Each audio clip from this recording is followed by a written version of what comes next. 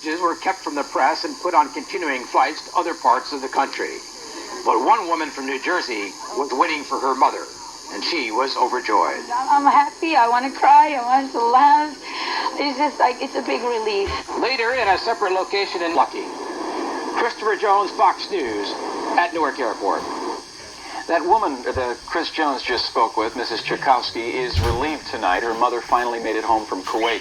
But the one-time hostage tells us the experience was worse for her family back home than it was for her. Amy Atkins reports. Zarui Baborian is home at last. The Iraqi-born grandmother was in Baghdad visiting relatives when Saddam Hussein closed the airports.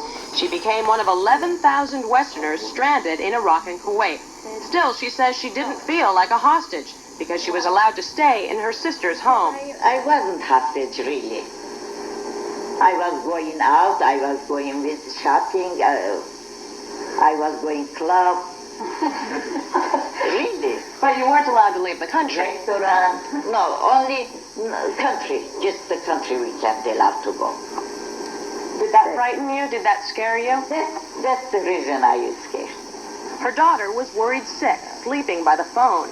It was sheer torture waiting, and I can understand. My ordeal was only a month long. I can really understand the Iranian hostages, what the families are going through. It is an awful, awful experience, and I can't tell you. We spent many nights crying. Mrs. Baborian was ill and weak, in dire need of medication here in the United States. Finally, she was able to leave Iraq with an incredible tale to tell her grandchildren. That story still unfolding as other Americans come home. We'll tell you about former hostages flying to freedom in New Jersey. Middletown, New Jersey.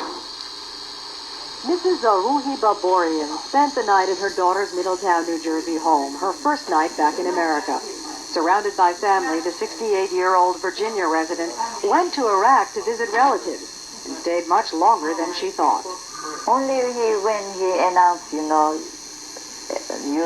nobody can go allowed to out or enter, that time I really scared.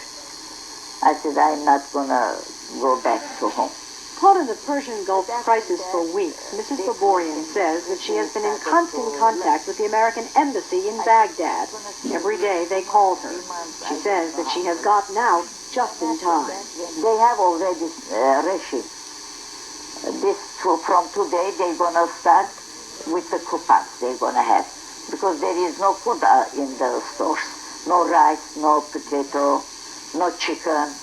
Mrs. Baborian was among 96 other Western hostages that were flown out of Amman, Jordan on a Virgin Atlantic Airlines flight. No, to Baghdad. Mrs. Baborian is of Armenian descent. She was born in Iraq. She has many ties to that country. But tonight, America is undoubtedly home. Home sweet home it is. In Middletown, New Jersey, I'm Caroline on Channel 2 News.